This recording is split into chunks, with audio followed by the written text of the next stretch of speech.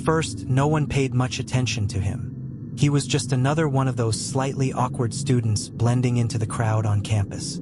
He had this strange way about him, always glancing sideways, quiet, but clearly observing everything. He started showing up near a specific group of people, always standing off to the side, not joining in on conversations, just listening. One of the girls in the group, Sarah, mentioned it to me once. He said being around us helps him keep us safe. Everyone laughed, thinking it was just another weird comment, but to her, it felt like he was crossing a line. He was always there, at odd times, and no one knew where he came from or where he went. They started calling him the bodyguard, but the joke stopped being funny quickly because he wouldn't go away. Things escalated when he began focusing on Sarah. At first, it seemed like a strange coincidence. He would appear in her classes, the cafeteria when she was there, even on her walk back to the dorms. She tried to rationalize it, telling herself maybe their schedules just lined up, but the frequency made it hard to ignore. One time, she saw him sitting in the library, seemingly reading, but when she looked up, he was staring right at her. It happened so often that she began avoiding places where she thought he might be. But what really scared her was when he showed up at the grocery store near her dorm late at night. She had gone to grab a few things, and there he was, standing in the frozen food aisle, watching her like it was the most normal thing in the world. When she asked what he was doing there, he calmly replied, "I'm protecting you." After that, Sarah became genuinely worried. She told a few people in the group, who brushed it off, saying he was just weird, but harmless. But that's not how she felt. His presence was everywhere. She started noticing small details, like how he was never arriving after her. He was always already there, as if he knew exactly where she'd be. One night, on her way back from the library, she saw someone standing on the corner near her dorm. The streetlight barely illuminated him, but she recognized his posture, slightly leaning forward. It was him. She sped up, pretending she hadn't noticed, and ran into the building. Once in her room, she stared out the window, trying to convince herself it was just paranoia. But deep down, she knew it wasn't. The breaking point came when he showed up at her parents' house during a holiday weekend. Sarah had gone home to get some distance and try to relax. One morning, while she was having coffee in the kitchen, she looked out the window and saw something in the yard. A small package wrapped in brown paper. Thinking it was something the dog had dragged in, she went to pick it up but froze when she opened it. Inside was a bundle of dried leaves tied with string and a torn piece of paper with the words, "You're not safe without me," written in messy handwriting. Her heart raced as she ran inside and locked all the doors. She called the police, but they told her there wasn't enough evidence of a crime. It wasn't until she saw his face across the street, standing there, staring directly at the house, that she realized this wasn't a coincidence. He knew exactly where she was. After that, Sarah felt trapped. She returned to campus with a constant sense of being watched, and every move she made felt like it was being followed. It didn't take long for him to show up again, this time outside her classroom. He didn't say a word, just leaned against the wall, staring at her as she walked out. Sarah pretended not to see him and kept walking, but her mind was on high alert. That night, when she got back to her dorm, she found something even more disturbing on her windowsill. An old notebook filled with chaotic scribbles. Among the distorted drawings, she found her own name repeated over and over, along with phrases like, "I will protect her," and "You don't understand the danger coming." It was impossible to ignore now. He knew where she lived, where she went, and he was determined to stay close no matter how much she tried to distance herself. Sarah decided to confront him. During one of their shared classes, she saw him sitting in the back and, on impulse, decided she couldn't avoid him anymore. She waited until the class ended, approached him and asked firmly, "What do you want from me? Why are you doing this?" He smiled, a smile that sent a chill through her, and said, "I'm here to protect you. Without me, you'd be in danger." Sarah tried to argue, telling him she didn't need protection and that he was crossing every line. But he remained calm, as if her words didn't matter. When she demanded he stop, he simply replied, "You'll understand someday." Then he walked away, leaving Sarah even more confused and terrified. She thought confronting him would make him back off, But instead, it seemed to deepen his obsession. The night after the confrontation, things took an even darker turn. When Sarah returned to her dorm, she noticed her window, which she always kept locked, was slightly open. There was no sign of forced entry, but the fact that she was certain she'd locked it made her uneasy. The next day, she found a printed photo left near her door. It was an old image of the campus, but in the corner, someone had written, "I'm always near." The tone of his messages shifted from obsessive but seemingly harmless to something far more menacing. Sarah decided she couldn't handle it alone anymore. She went to the campus administration and explained everything, but they didn't seem to take it seriously. They suggested she avoid contact and stay vigilant. Everything came to a head the night he disappeared. Sarah returned to her dorm after classes and found something new in the yard. A necklace she had lost months earlier, tied to a piece of paper with the words, "You're not ready." That was enough for her to call the police. While officers were questioning her and collecting the item as evidence, she realized something was off. No one had seen him all day. Not in class, not in the hallways, nowhere on campus. It was like he had vanished. When the police started investigating, they found a small room in an abandoned building near campus. Inside were newspaper clippings, personal items of Sarah's that she hadn't even realized were missing, and a bulletin board covered with photos of her in everyday situations, all taken from a distance. It was clear he had been planning everything, yet no one knew where he had gone. In the weeks that followed, Sarah lived in constant fear. She changed her routine, moved to a different dorm room, and made sure to always walk with friends. The police continued their investigation, but it felt like a dead end. They suspected he had left the state or gone into hiding, but that brought her no comfort. His absence was almost worse than his presence. Every empty hallway or late-night walk felt like a trap, and Sarah couldn't shake the feeling that he was still watching, waiting. The thought that he had planned everything so meticulously made her wonder what else he might have left behind. The answer came months later, just as Sarah was beginning to feel somewhat normal again. While cleaning her dorm room, she discovered a hidden compartment under her bed. Inside was an envelope containing a handwritten letter. It was his handwriting. The message was short but chilling. "You were never safe. I'm just giving you time." Sarah handed the letter to the police, but nothing new came of it. To this day, no one knows where he is or what he intended, but Sarah lives with the haunting certainty that, somehow, he's still watching.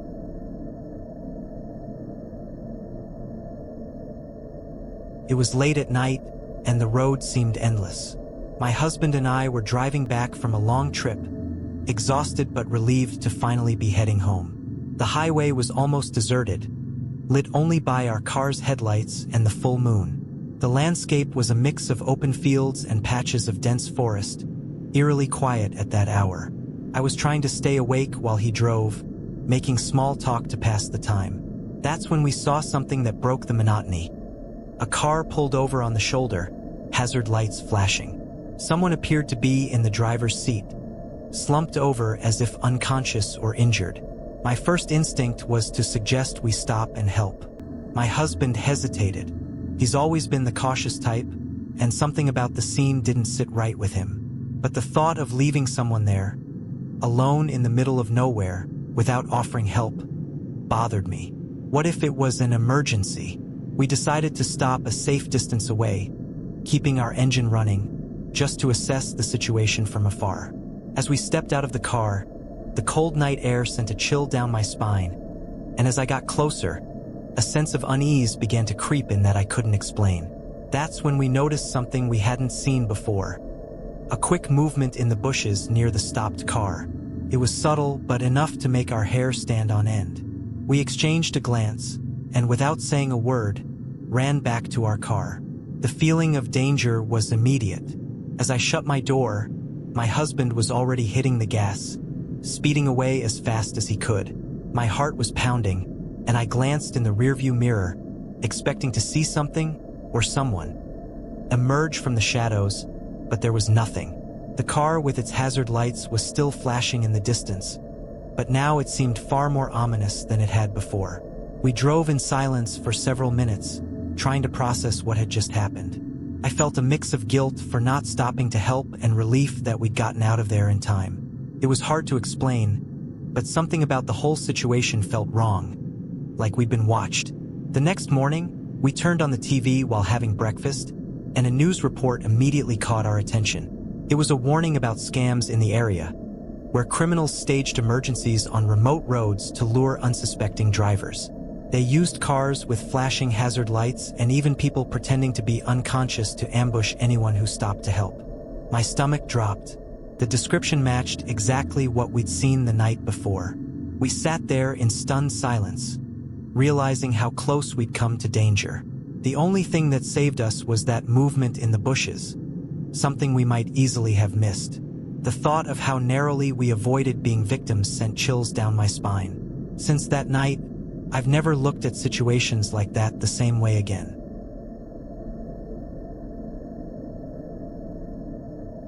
It all started innocently, or at least that's what I thought at the time. I was 16 and struggling with terrible insomnia. Nights felt endless as I stared at the ceiling, trying not to think about tests, friends, or the insecurities of being a teenager. After weeks of sleeplessness, I mentioned it to my literature teacher, Mr. Callahan. He always seemed genuinely interested in his students, the kind of mentor who made you feel heard. When I brought up my sleep issues, he suggested it might be psychological, something like fear or anxiety I was repressing. Sometimes the mind holds secrets the body expresses, he said, with that tone of someone who seems to know more than they let on. He offered to help, saying he knew relaxation techniques and guided meditation that could help me sleep. I trusted him. After all, he was a respected and well-liked teacher. In our first session, he asked me to close my eyes and visualize calming places, describing them in vivid detail. It actually seemed to help at first, and I felt calmer. For the first few nights, I even thought it was working. But then the nightmares started. They weren't just ordinary bad dreams. They were vivid, too real. I'd wake up sweating, haunted by unsettling images. Whispers calling my name, dark hallways filled with echoes, and a presence I could never quite see but always felt, watching me. I chalked it up to coincidence, but the dreams grew worse. Each time I told Mr. Callahan about them, he seemed intensely interested, asking detailed questions about what I saw and how I felt. He said it was a good sign, proof that we were getting to the root of the problem. But something about the way he fixated on the nightmares made me uncomfortable, like he cared more about the dreams than actually helping me. Still, I kept going because I didn't know what else to do, and the idea of understanding what was wrong with me was tempting. One night, I woke up with a strange, almost physical feeling of being watched. I scanned my room, but nothing seemed out of place, until I decided to check under my bed. That's when I found it. A small recording device with a built-in microphone. My heart pounded as I tried to process what I was looking at. At first, I thought I must be paranoid, imagining things. But when I hit play, I heard Mr. Callahan's voice. He was reciting things, phrases I couldn't fully understand, but they sounded eerily similar to the visualizations he guided me through in our sessions. That's when it hit me. Something was very wrong. The next day, I brought the recorder to school, unsure of what to do. During literature class, I watched Mr. Callahan closely, trying to reconcile this trusted teacher with the person who had placed that device under my bed. He acted completely normal, friendly, engaging, utterly unaware of what I had discovered. After class, I waited until everyone else had left and approached his desk. I placed the recorder in front of him and asked point-blank why it was under my bed. He looked at me with a calmness that made my skin crawl. "You found it sooner than I expected," he said, like this was some kind of game. My stomach turned. He admitted, without hesitation, that it was part of a psychological experiment he was conducting on his own. He claimed he was exploring how subconscious fears manifest in dreams, and that the recordings were a way to monitor progress. When I asked why he didn't ask for my permission, he replied matter-of-factly that it would have influenced the results. His detached tone was terrifying. He didn't seem to grasp or care that what he was doing was wrong. Furious, I yelled that he had no right to invade my life like this, but he remained composed, even suggesting I should be grateful he was helping me unlock parts of my mind. I stormed out, shaking with anger, the recorder still in my hand. My first instinct was to go straight to the principal, but doubt crept in. Who would believe me? Mr. Callahan was the model teacher, admired by everyone. How could I prove what he was doing without sounding insane? I spent the rest of the day in a state of constant anxiety, unsure how to expose him. But that night, I realized things were far from over. When I got home, I found another strange object. A small wooden box on my desk that I had never seen before. Inside were items that seemed insignificant at first but held personal meaning to me. A pebble I'd picked up on a childhood trip, an old family photo, and a pen I'd lost at school months ago. Everything was arranged meticulously, almost ritualistically. That's when I knew Mr. Callahan wasn't just invading my mind. He was invading my life in ways I couldn't comprehend. That night, fear and anger boiled over. Knowing he had been in my home, touching my things, and using them against me was horrifying. I decided I couldn't wait any longer. I took the recorder and the box to school the next day, determined to confront him one last time with evidence. After class, I slammed the items onto his desk and demanded to know what he wanted from me. He looked at them for a moment, then back at me, completely unfazed. "You're closer than you think to understanding," he said with eerie calmness. That was the breaking point. I shouted that he was sick, that I would report him, that he had no power over me anymore. For the first time, his smile faded. He leaned in, his voice low and chilling. "You think you can just walk away? I've opened a door in your mind. You'll never be the same." Terrified, I grabbed the items and ran straight to the principal's office. I laid everything out, every detail, every piece of evidence. The administrators were horrified and promised immediate action. Mr. Callahan was removed from the school that very day. But what happened afterward was even more unsettling. In the days that followed, I started noticing strange things. At night, I felt as if someone was in my room, even though I was alone. My dreams, once chaotic, became vivid and terrifying, filled with images and voices that felt too real. One night, I woke up certain I'd heard his voice, whispering something I couldn't understand. I checked every corner of my room, but there was nothing there. Even with him gone, it felt like his presence lingered. It was as if the door he mentioned had indeed been opened, and I had no idea how to close it. To this day, I don't fully understand what Mr. Callahan was trying to achieve, but I know he left scars that will never fade. The school erased his name from their records, and no one talks about him anymore, as if he never existed. But I can't forget. In the silence, I sometimes hear echoes of his words or feel a cold shiver for no reason. I don't know if it's just my mind playing tricks on me or something more. What I do know is that, in some way, he got exactly what he wanted. I carry the weight of what he did with me, always.